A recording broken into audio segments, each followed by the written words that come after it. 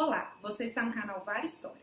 Hoje temos a honra de entrevistar a professora Lucília de Almeida Neves Delgado, professora da UNB, autora de muitos artigos na Vara História, incluindo uma entrevista inédita com Luiz Carlos Prestes no número 10. Foi também professora da UFMG e ainda hoje é pesquisadora do Núcleo de História Oral da UFMG. Ela é a atual vice-presidente da ANPO, Associação Nacional de História. Professora, é uma honra. Boa tarde. Boa tarde. Professora, em seu artigo do número 4, Reflexões sobre Memória e História, a técnica de história oral, a senhora afirma: o Brasil é um país onde a memória é tratada com um abandono que se relegam às coisas que se entende como sendo secundárias. Diz ainda que a história das minorias foi tradicionalmente suplantada pela história oficial. De lá para cá, com o fortalecimento da história oral e com a maior democratização de acesso à informação, a senhora considera que houve avanços neste aspecto? Vou começar pelo fim. Eu acredito que, da época em que escrevi esse artigo para cá, houve um avanço enorme no trato da questão da memória, tanto por historiadores quanto pela sociedade. Parece que nessa era pós-moderna, em que tudo é muito volátil, se apaga tudo muito rápido, a própria informática, né, que os registros vão se perdendo com muita rapidez, existe um artigo que se chama Seduzidos pela Memória, que se refere ao mundo inteiro. Parece que as pessoas estão, e as instituições, muito preocupadas em deixarem sua marca no tempo. Então, há uma proliferação enorme de centros de documentação, de programas de memória nas instituições, nas universidades, e eu acho que há hoje uma crescente preocupação com a memória. Quando eu escrevi esse artigo, nós tínhamos muito pouco tempo do final de um período de ditadura prolongado no Brasil. Então, o trato da memória tinha uma relevância enorme, porque muito do que aconteceu não estava às mãos dos pesquisadores. Então, fazer entrevistas com pessoas que, de uma forma ou de outra, tiveram uma presença forte no período do autoritarismo, fossem pessoas de esquerda, fossem no parlamento, lutando pela democratização do país, por exemplo, no movimento feminino pela anistia e tudo mais, nós tínhamos uma sede enorme de recuperarmos a memória daquele período. Posteriormente, como eu vim te dizendo, criou-se, por exemplo, no Brasil até a Comissão Nacional da Verdade. Então, nós avançamos muito em termos de... Eu só estou falando da Comissão Nacional da Verdade como exemplo. Mas existem inúmeros novos centros de documentação e muitos programas de história oral, núcleos de história oral, equipes de história oral em diferentes universidades, centros de pesquisa, arquivos das cidades, arquivos de Estado. Então, cresceu muito um trabalho com a memória. E a história oral teve um papel muito grande como pioneira desse trabalho eu não gosto muito dessa palavra, de resgate da memória. E eu não gosto também da expressão história oral. Eu acho que nós produzimos fontes orais. O historiador produz fonte oral. Mas essa palavra, essa expressão história oral já se consagrou. Então nós passamos a usá-la, mas eu acho que devemos ter o cuidado de explicar exatamente o que é. Porque a história em si não é oral, né? Ela é um processo que acontece, que merece ser pesquisado com a sua enorme variedade de áreas. Mas a história oral, ela cumpriu um papel muito importante. Um papel de resgate, como se falava, inclusive de vidas de comunidades, de cidadãos que não estavam registrados explicitamente, ou seja, pela história oficial, ou até pelo interesse dos historiadores, né? Nós éramos muito orientados, até meados da década de 80, por uma história muito estrutural, em que os sujeitos históricos não apareciam com uma força muito grande, fossem eles coletivos ou individuais. E eu acho que os trabalhos com a memória, eles são trabalhos que trazem uma força de fonte e também procedimentos metodológicos que fazem com que esses sujeitos da história, tipo operários, camponeses, mulheres, a microhistória, história de família, etc., ganha um caminho, uma possibilidade de expressão muito grande. Então, eu acho que nós crescemos em termos de valorização da memória. Mas tem um sinal. Eu penso isso tudo do ponto de vista da área profissional da história. Mas em termos da nossa sociedade, parece que temos um setor que esqueceu tudo. E um exemplo que está muito quente nesses últimos tempos são as pessoas pedindo o retorno de uma ditadura, por exemplo. Isso para o cidadão que não é historiador, é como se aquela memória da ditadura não existisse. Parece que as pessoas não têm ideia de quão complexo, difícil e deixa heranças trágicas um governo ditatorial. Então, eu acho que há sempre na memória há sempre uma luta muito grande pelo direito à memória. Jacques Le Goff falava que a memória é um espaço de conflito, e é mesmo. Na sociedade atual, nós temos um conflito explícito no Brasil sobre qual memória, né? A memória das lutas sociais, a memória daqueles que governaram o país de uma forma autoritária. Então, o trabalho com a memória ele exige do pesquisador um cuidado muito grande, porque ele está lidando num terreno que é fértil, que é vivo, as pessoas estão aí presentes, ela cruza muito a história da memória com a história do tempo presente, e por isso mesmo, que é desafiador, é fascinante. Tá certo. Nós vamos retomar um pouquinho na segunda pergunta, que a senhora já começou a falar. A senhora defendeu que a história oral poderia ser realizada contrapondo depoimentos e documentos, mas diz que também é possível realizá-la utilizando exclusivamente a oralidade.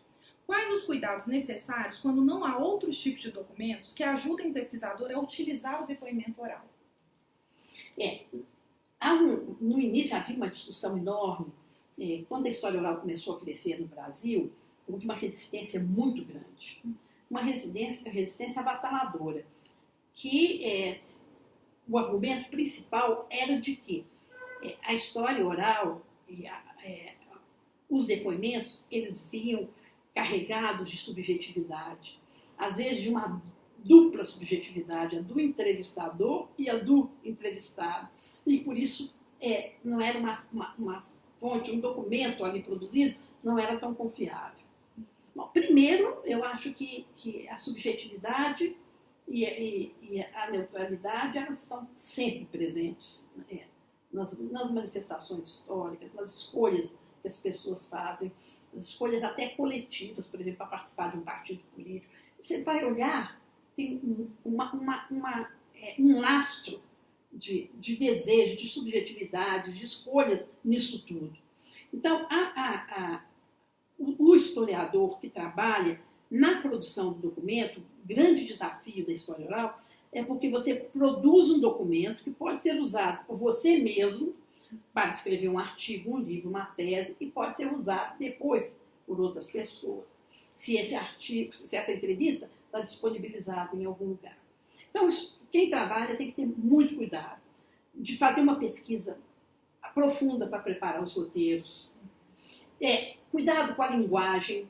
Se você vai entrevistar, por exemplo, um camponês, nunca foi a minha especialidade, não dá para fazer perguntas quilométricas, com uma linguagem acadêmica pesada. Você tem que se aproximar o máximo possível da linguagem de quem você está entrevistando para criar uma empatia, uma troca. Você pode usar documentos que sejam audiovisuais, que sejam da imprensa, ou livros, para poder subsidiar a elaboração de um roteiro bem feito de entrevista. O cuidado tem que depois se desdobrar, além do momento da entrevista, na preparação do momento da entrevista e no pós-entrevista. Como transcrever? Se transcreve a entrevista inteira, se transcreve a parte que você vai querer usar. Tudo isso é muito desafiador para o historiador. Tem que ter muito cuidado mesmo. Um dos cuidados é, quando há possibilidade, de cruzar as informações que você obteve na entrevista, no depoimento, por exemplo, no depoimento de história de vida, com outras documentações disponíveis. Mas nem sempre isso é possível. Eu tenho um exemplo do que foi possível. Eu fiz uma longa história de vida com o presidente do Comando Geral dos Trabalhadores do Brasil, que foi ampla frente sindical, que foi o objeto da minha dissertação de mestrado. E esse Comando Geral dos Trabalhadores do Brasil, ele veio de 1962 até 64. Eu fiz uma entrevista com o presidente desse comando, na residência dele, em Juiz de Fora, e ele, o tempo todo que ele falava, ele buscava uma foto para poder comprovar um documento, um arquivo fabuloso. Foi ótimo, porque aquilo deu um subsídio para que a entrevista se tornasse mais informativa, mais analítica, etc. Mas nem sempre é possível. Às vezes vai trabalhar com comunidades que não tem registro escrito de nada.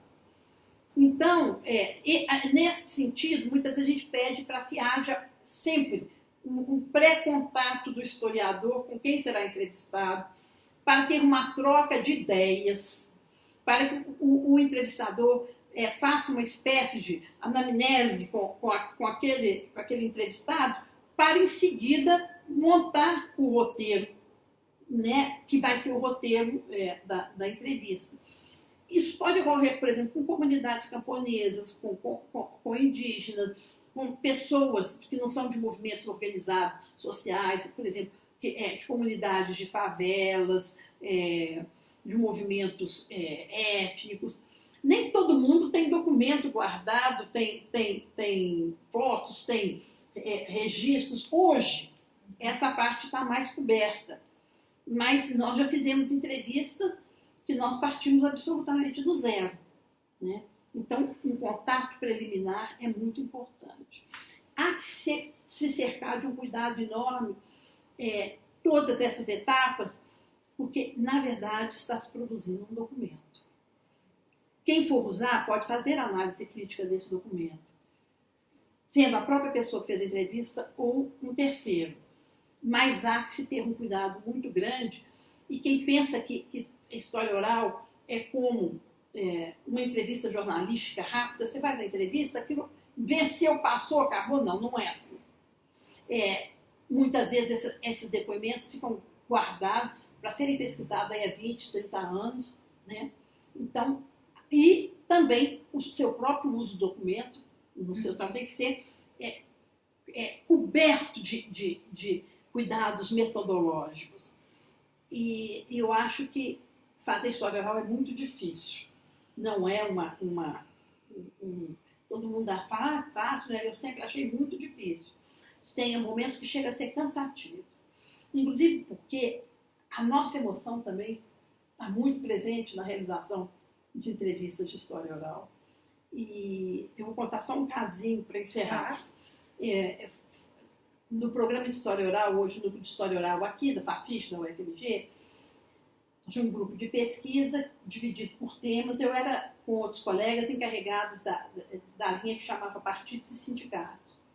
E eu fui entrevistar um dos maiores líderes e militantes do antigo Partido Comunista pré-64, que era Dimas Perrin, que eu era até gostava muito de estudar em Confidência Mineira, era meio um historiador voluntário.